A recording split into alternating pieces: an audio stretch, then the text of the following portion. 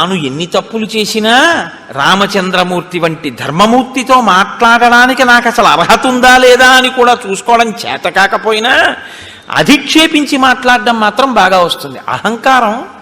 కాబట్టి ఇప్పుడు అంటున్నాడు, నత్వాం వినిహితాత్మానం ధర్మధ్వజం అధార్మికం జానే పాప సమాచారం తృణై కూపమివావృతం.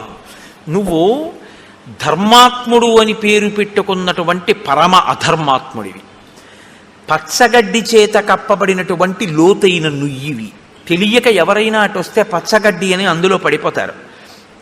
నీవు పాపముతో కూడినటువంటి నడవడి ఉన్నవాడివి, నశించిపోయినటువంటి బుద్ధి కలిగినటువంటి వాడివి. ఇవాళ నీకు సరి అయినటువంటి బుద్ధి లేదు. సతాం వేషధరం పాపం ప్రచ్ఛన్నమివ పావకం. నువ్వు ధర్మాత్ముడివి అని లోకం ఎందుకు అనుకుంటోందంటే ధర్మాత్ముడిలా వేషం కట్టావు, ధర్మాత్ముడు అనుకునేటట్టు నటిస్తూ ఉంటావు. నువ్వు ధర్మాత్ముడివి కావు, నీవు బూది కప్పిన నిప్పు. తెలియక నిన్ను ముట్టుకున్న వాళ్ళు కాలిపోతారు, నువ్వు ధర్మాత్ముడివి అనుకున్నవాడు నశించిపోతాడు తప్ప నువ్వు నిజానికి ధర్మాత్ముడివి కావు. అంటూ నన్ను ఎందుకు చంపావు, పరాన్ముఖుడనైన నా మీద బాణం వేశావు. విషయేవా పురేవాతే యదా పాప కరోమ్యహం నచతాం అవజానేచ కస్మాత్ త్వం హంసకిల్బిషం. నేను నీ ఊరికి రాలేదు, నేను నీ పురంలో లేను, నేనే పాపము చేయలేదు, నేను నిన్ను అవమానించలేదు, నేను నీ గురించి ఒక్క మాట మాట్లాడలేదు. ఏ కారణానికి మన ఇద్దరి మధ్య శత్రుత్వం ఉంది? ఈ కారణం వల్ల నీకు నాకు శత్రుత్వం ఉంది, బాణం వేసి చంపానంటావా? నేను ఎప్పుడు మీ ఊరు రాలేదే, అసలు నేను ఏ పాపము చేయలేదే, నిన్ను నేను ఎప్పుడు అవమానించలేదే, మరి ఏ కారణానికి వేశావు బాణం? ఫలమూలాశనం నిత్యం వానరం వనగోచరం మామిహా ప్రతియుధ్యంతం అన్యేన చ సమాగతం. నేను అరణ్యాల్లో తిరుగుతూ ఉంటాను, నేను పళ్ళు తింటాను, దుంపలు తింటాను, నేను వానరుణ్ణి కాబట్టి వనగోచరం, అడవిలో చెట్ల మీద తిరుగుతూ ఉంటాను, భూమి మీద తిరుగుతూ ఉంటాను. కాబట్టి నాకు నీకు యుద్ధం రావలసినటువంటి అవసరం అసలు లేదు. పైగా నేను యుద్ధం చేస్తున్నది నా తమ్ముడితో చేస్తున్నాను, ఇంకొక వానరంతో చేస్తున్నాను. అప్పుడు నరుడవైనటువంటి నువ్వెందుకు జోక్యం చేసుకున్నావు? నువ్వు దేనికి బాణం వేశావు నా మీద? సామదానం క్షమా ధర్మ సత్యం ధృతి పరాక్రమౌ పార్థివానాం గుణా రాజన్ దండశ్చాప్యపరాధిషు. ఒక రాజు అన్నవాడికి కొన్ని లక్షణాలు ఉంటేనే వాడు రాజు అనిపించుకుంటాడు తప్ప నీలా చేతిలో ధనస్సు ఉన్నవాడల్లా బాణాలు వేసేవాడినల్లా రాజు అనకూడదు.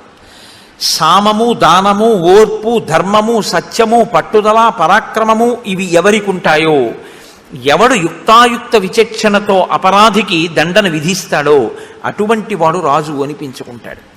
సాధారణంగా లోకంలో ఇద్దరి మధ్య శత్రుత్వం రావాలి అంటే, ఒకడు ఇంకొకడిని నిగ్రహించాలి అనుకోవాలి అంటే కొన్ని కారణాలు ఉంటాయి, వాటి వల్ల మాత్రమే ఇద్దరి మధ్య పగలు ఏర్పడతాయి. భూమిర్హిరణ్యం రూపంచ నిగ్రహే కారణాని చ అత్ర కస్తే వనే లోభో మదీయేషు ఫలేషువా. ఒకటి భూమి వలన తగు రావాలి, ఈ భూమి నాదని ఒకడనాలి, కాదు నాదని ఒకడనాలి, అందుకు గొడవ రావాలి. హిరణ్యం బంగారం వల్ల గొడవ రావాలి. రూపంచ వెండి వలన తగు రావాలి. కానీ ఈ మూడిటి వలన కాకుండా నువ్వు దేని కొరకు ఇక్కడికి యుద్ధానికి వచ్చినట్టు? ఇక్కడున్న చెట్లు, పళ్ళు, కాయలు వీటి కోసం నన్ను చంపడానికి వచ్చావా అడవికి? ఇక్కడికి వచ్చి నా మీద బాణం వేయవలసిన అవసరం ఏంటి? భూమి విషయంలో కానీ, బంగారు విషయంలో కానీ, వెండి విషయంలో కానీ నీకు నాకు ఏ విధమైనటువంటి పగలు ప్రతీకారాలు లేవు. త్వంతు కామప్రధానశ్చ కోపనశ్చానవస్థిత రాజవృత్తైశ్చ సంకీర్ణ శరాసన పరాయణ. రామ, నీవు కామప్రధానశ్చ, నువ్వు కామప్రధానమైన జీవితం గడిపేటటువంటి వాడివి, చాలా విశేషమైనటువంటి కోపస్వభావుడు, నీ కోపాన్ని నువ్వు అణుచుకోలేవు. ఒక రాజు ధర్మార్థకామములను ఎలా సమన్వయం చేసుకోవాలో, ఏది ఎక్కడ ఎలా ఎంత మోతాదులో వాడుకోవాలో తెలిసినటువంటి వాడై ఉండాలి. కానీ నీకది తెలియదు కాబట్టి నువ్వు ఒకదాంతో అశాస్త్రీయంగా మేళవించి ప్రవర్తిస్తుంటావు. శరాసన పరాయణ, నువ్వు చేతిలో ధనస్సు ఒకటి పట్టుకుని ఎవడి మీద ఎప్పుడు ఎలా బాణం వేద్దామా అని చూస్తావు. అందులో ఇంక నీకు ధర్మాధర్మాలు లేవు. ఎదురుగుండా ఉండి కొట్టానా, ఇంకోటితో యుద్ధం చేస్తుంటే కొట్టానా, ఇవన్నీ అక్కర్లేదు. బాణం వేయడమే నీకు పని అంతే. కాబట్టి అలా బాణం వేసేటటువంటి లక్షణం ఉన్నవాడివి. కాబట్టి మీరు ఒకటి గుర్తించండి, మనం కొత్తగా వాలిని రాముడు చెట్టుచాటు నుంచి కొట్టాడు అని అడగక్కర్లేదు. వాలి మనకన్నా ఎక్కువ ప్రశ్నలు ఆయనే వేశాడు కదండి. ఇప్పుడు వాలి తృప్తి పడితే రాముడి జవాబుకి ఇక మీరు నేను ఎప్పుడూ ఆ ప్రసక్తి జోలికి వెళ్ళక్కర్లేదు రామాయణం విన్నందుకు కదా. అధార్యం చర్మమే సద్భి రోమాణ్యస్తి చ వర్జితం అభక్ష్యాని చ మాంసాని తద్విధైర్ ధర్మచారిభి. రామ, నేను నా యొక్క చర్మము ఎవ్వరికీ పనికిరావు. ఎందుచేత అంటే జంతువుల్ని వేటాడతారు నరులు. దేనికి వేటాడతారు? ఒకటి చర్మం కోసం వేటాడతారు. కొన్ని జంతువుల యొక్క చర్మం ఒలిచి తెచ్చుకుంటే దాని మీద కూర్చుని ధ్యానం చేస్తే కొన్ని శక్తులు కలుగుతాయి అని కొన్ని చర్మాలను తెచ్చుకుని వాటి మీద వేసు కూర్చునేటటువంటి అలవాటు ఉంది లోకంలో.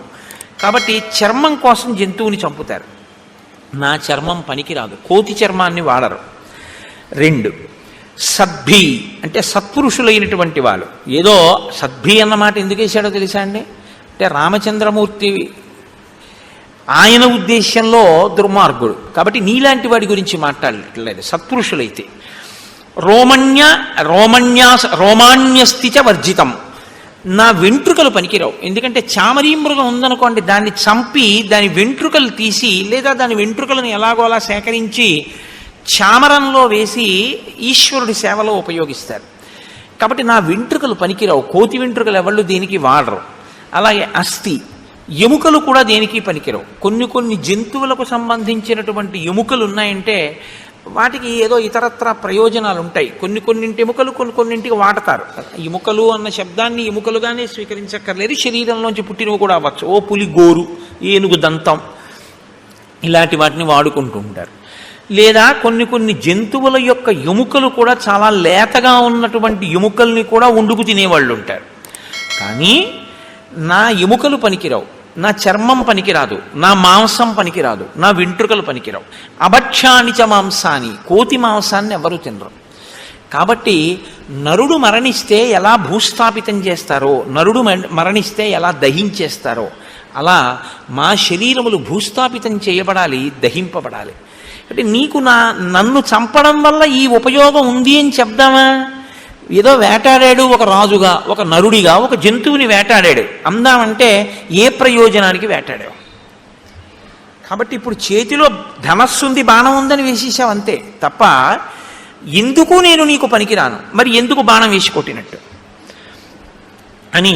శటో నైకృతిక క్షుద్రో మిథ్యాప్రసృత మానస కథం దశరథేనత్వం జాత పాపో మహాత్మన.